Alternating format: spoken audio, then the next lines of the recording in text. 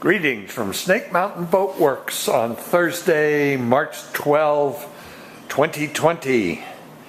Here's an update on the 1956 19-foot Chris-Craft Capri. As you see, she's now upside down. We've started working on the bottom and we've continued working on the top sides. It's much easier to scrub the stain out of the mahogany with the boat upside down than it is right side up. I'd like to discuss a number of issues today, but first, these projects can get incredibly expensive, and for lots of people it's difficult to do an entire boat in one pass. In other words, we do the 5200 bottom, and we do all of the cosmetics and all of the repairs there, rebuild an engine, redo upholstery if needed. This boat absolutely doesn't need that. So we worked closely with our owners and come up with essentially a most reasonable path if in fact doing the entire thing is something either they find difficult to do now or difficult to justify doing now. This Capri is in that case. Her owner would like the boat back in the spring, would like to use it. He knows that she will need a 5200 bottom at some point, and we will very likely do that bottom in 2 or 3 years. But that decision all was based on what we found when we flipped her over. And what we found is well illustrated right here. Even though the inner planking, if you remember from earlier video, and particularly the very thin planking that's put on at about a 40-degree angle relative to the keel, under the engine was badly rotted. We actually climbed the full length of the bilge from bow to stern, and elsewhere in the bilge, that inner planking, other than being dirty and cruddy and all of that, is actually in very good shape, can function acceptably for another 2 to 3, maybe even 10 years. But the area underneath the engine's really going to need attention in 2 years. And the only way to do that properly is to take the planking off the outside and work back in. The rot we found in frames, we can deal with acceptably in a manner that will be strong and durable for the next 2 to 3 years by using Dutchman repairs rather than redoing entire frames. So what we've done is to strip this, and we are in the process of doing a great deal of refastening, because some of these planks were quite loose. And the other thing we've been enjoying immensely is that our Ravager on the other side of the boat had his way with her, or her way with her, down here as well. The owner said that no matter what he did with bottom paint, she would just leak and leak and leak. Well, as you can see, the seams are fairly open. That's partly because it's winter, and even though we keep this shop at 50% humidity, the wood still shrinks and seams open. So some mental genius decided, why not drive in cotton roving caulking? Well, that's fine, you can do that, although these planks aren't really thick enough that you can drive the roving in deeply enough so that you leave enough of a seam afterwards that you can fill with, in our case would be Total Boat Thixo Flex, but certainly not 5,200. Why people will put 5,200 down here is just baffling, because as is the case every time we encounter it, it has lost all its adhesion on both sides. It's begun pulling out. And so what you create is a perfect storm for water. I mean, there's no way soaking in is going to close that. So what you're doing is just guaranteeing that this boat will ship water all the time. I had to wonder when we pulled the bilge pump and read 1,350 gallons an hour capacity. And her owner tells us that thing ran all the time, full stream. Well, I'm not surprised. So we have been cleaning it out. We normally use a reefing hook to clean these, but with this stuff in there, just for the hell of it, I reached for one of the tools we use for releasing rubber hose, water hose or something like that, and picked the one that is very sharp, has a nice short blade so you can control it.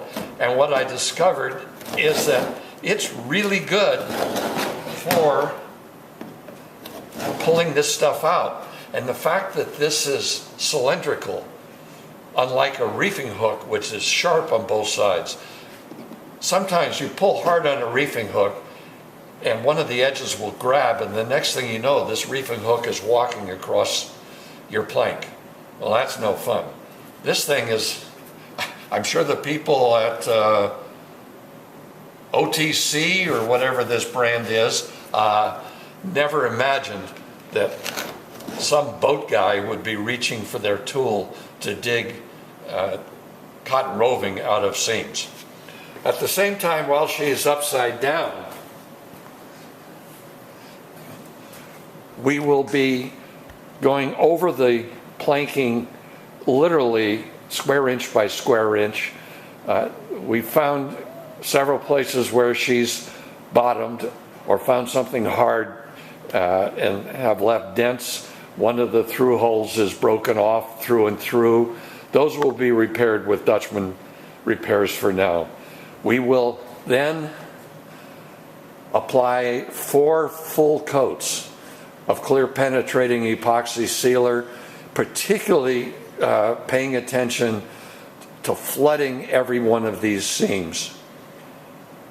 Once that is done, we will pay the seams with Thixo Flex from Jamestown Distributors, Total Boat Thixo Flex. We will sand everything fair, and then, believe it or not, there'll be 3 more coats of clear penetrating epoxy sealer. We want this wood stable. If you want your wood stable, you seal it with CPES. We will then apply Tycoat primer to it, probably 4 coats, before we apply the the Pettit hard racing copper bronze bottom paint. And while I'm at it, while she's upside down, I've also been focused on, actually Anthony has been mostly focused on cleaning the stain out of the sides.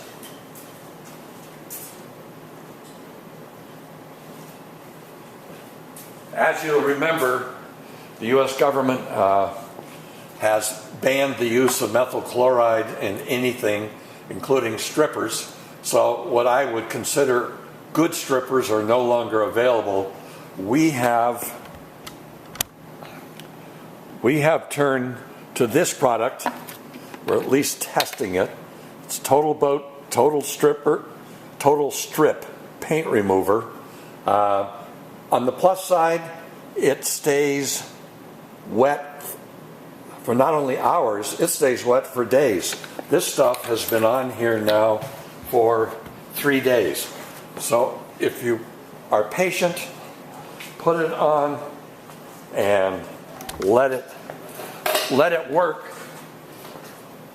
then it really works through everything. And at this point, what Anthony and I have been doing is reaching for our stainless steel hot scrubbers. And let me make a point here. I've had a bunch of questions from people who have discovered that you can buy these things in common steel, and they're a lot cheaper. But the only problem with that is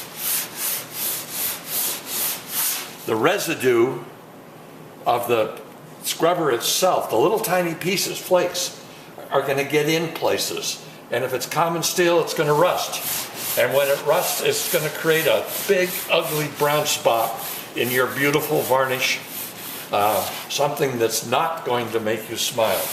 But as you see, using the scrubber, I am able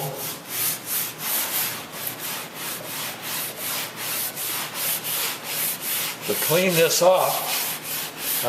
The one thing I've noticed with this total strip is that it's very friendly to skin. There's absolutely zero VOCs. It does set you back $66 a gallon plus the $5 hazmat shipping fee, but it works. It doesn't work like circa 1850 worked. Then finally, one other issue. This hull, where we get this flare, is concave. A normal Baco or other stripper has a blade that is absolutely straight across. Well, the problem with that is that when you, I'm not bringing out a Baco now to do it, but if you scrape in this area, which is concave, with a straight-edged scraper, you tend to leave two racing stripes. The corners of the scraper dig in, the center of the scraper is not touching anything. How do you get around that? Well, I bought this one from Amazon, All-Way Tools. It's a good old school 4-bladed paint scraper. We've all used these on buildings, on houses. But the plus is, and this hint was given to us by one of the members of the local ACBS chapter, this particular blade is convex, ever so slightly convex. It's convex just enough that, and this radius is long enough that I can scrape this curve, this concave surface without risking the two corners, the two edges digging into my mahogany. So, sorry about the compressor. No way I can get around that. So we will continue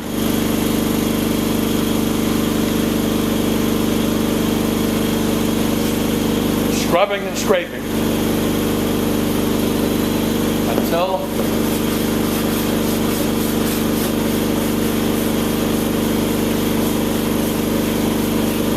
we have her all clean. You notice that this scrubber is now all full of residue. You'll just wait a couple days, it will dry, and then shake it out over one of your trash cans, and all that stuff will fall out.